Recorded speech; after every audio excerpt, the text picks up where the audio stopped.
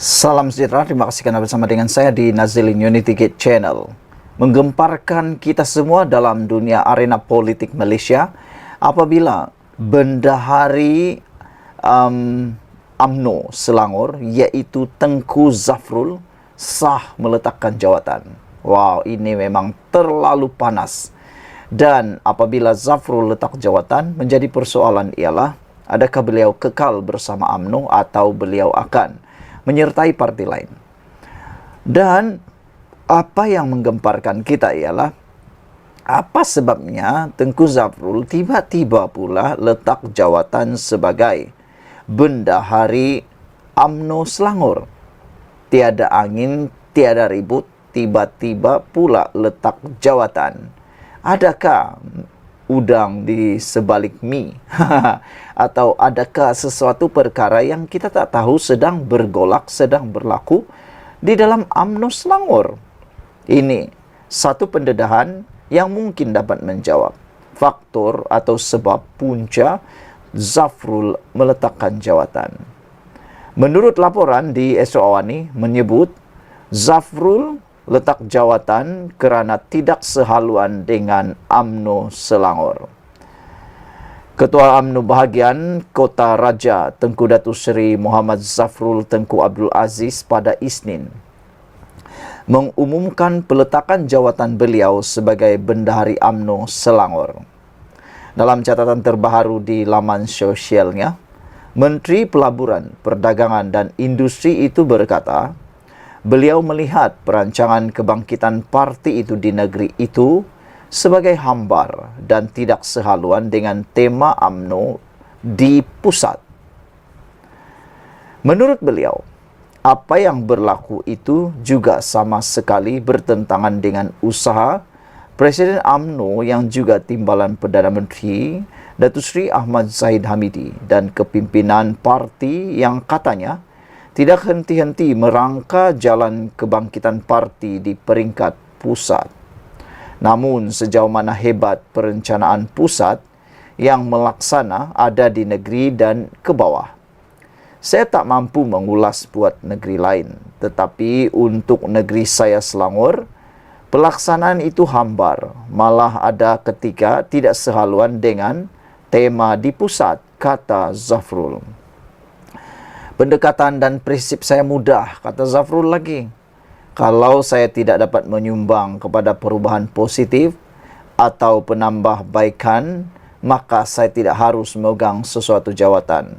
Malah, lebih baik saya mengusungkan jawatan untuk diisi orang yang boleh menyumbang dan dengan lebih efektif, katanya lagi.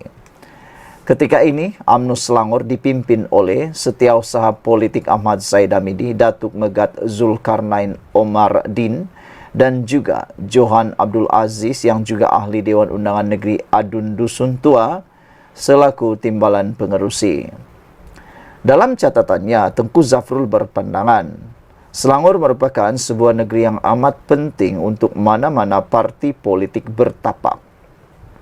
Demografinya yang majmuk dengan asas majoriti Melayu Bumi Putra, ditambah dengan keseimbangan bandar serta luar bandar, mencerminkan dinamika Malaysia yang lebih luas.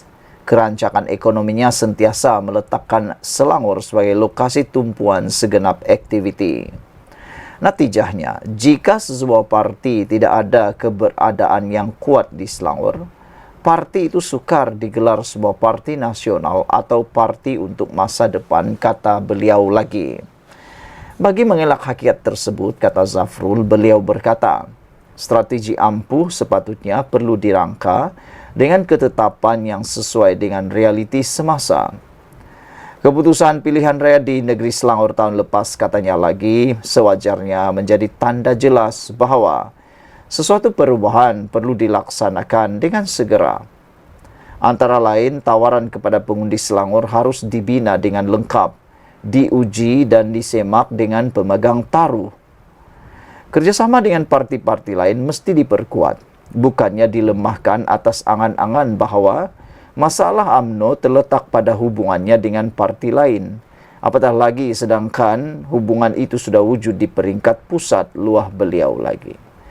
Tengku Zafrul turut merakamkan ucapan terima kasih atas lantikan dan kepercayaan ini, dan beliau akan tetap meneruskan tugasan peranan sebagai Ketua UMNO bahagian dan ahli Majlis Kerja tertinggi yang dipilih.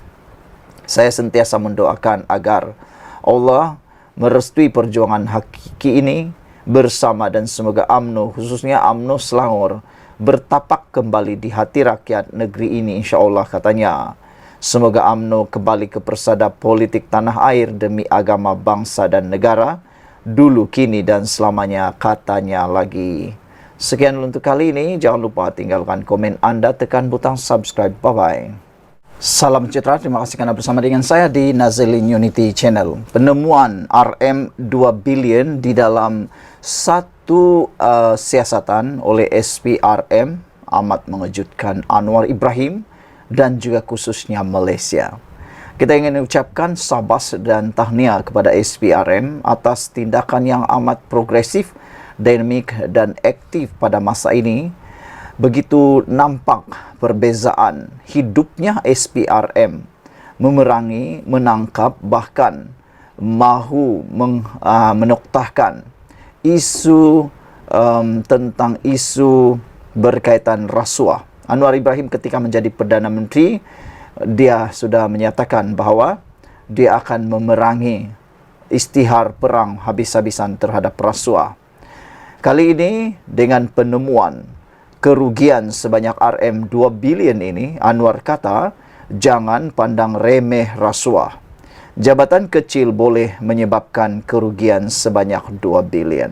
Bayangkan saudara, itu jabatan kecil. Bayangkan kalau itu jabatan yang besar. Berapakah kerugian yang mungkin boleh diakibatkan oleh rasuah? Kita semua setuju dengan apa yang dinyatakan oleh Datuk Seri Anwar Ibrahim. Rasuah memang boleh menghancurkan negara. Ianya lebih parah daripada apa-apa jenayah lain. Kalau contohlah jenayah seperti mencuri, itu satu jenayah yang sangat berat. Tetapi kesannya mungkin hanya melibatkan beberapa orang.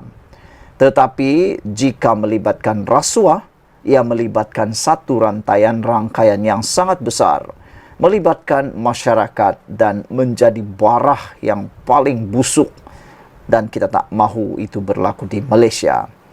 Perdana Menteri Anwar Ibrahim berkata, masalah rasuah tidak boleh dipandang remeh.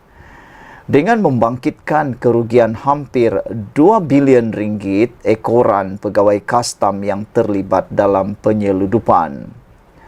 Orang yang meremehkan isu rasuah lupa yang dalam jabatan kecil kastam masih boleh menyebabkan kerugian hampir 2 bilion kepada negara. Katanya ketika berucap dalam perhimpunan bulanan Jabatan Perdana Menteri hari ini. Anwar mengulas pendedahan SPRM Jumaat lalu berhubung sindiket penyeludupan melibatkan anggota Jabatan Kastam di bahagian kargo KLIA dengan jumlah ketirisan hampir RM2 billion sejak 3 tahun lalu. Anwar berkata kerugian dihadapi negara adalah lebih tinggi jika turut mengambil kira ketirisan subsidi dalam minyak masak dan diesel. Kalau kita kumpul semua ketirisan, kita boleh selamatkan puluhan bilion ringgit, katanya lagi. Bayangkan, saudara-saudara sekalian, puluhan bilion ringgit ini kalau diguna pakai dengan tepat, di tempat yang betul, ianya memberikan manfaat yang sangat besar kepada rakyat Malaysia. Berapa jalan raya yang boleh siap? Berapa sekolah untuk pedalaman boleh siap dengan sempurna? Berapa rumah sakit ataupun hospital, klinik yang boleh dinaik taraf dengan puluhan bilion itu? Berapa orang miskin, janda ataupun orang yang memerlukan boleh dibantu? Berapakah pelajar yang miskin boleh diselamatkan daripada terpaksa berhenti sekolah? Bukankah itu satu perkara yang kita impi-impikan? Pada masa yang sama, Anwar turut memaklumkan maklumat daripada Badan Penguatkuasaan termasuk SPRM menunjukkan pegawai tinggi dalam kerajaan masih terhindar daripada rasuah dan salah guna kuasa.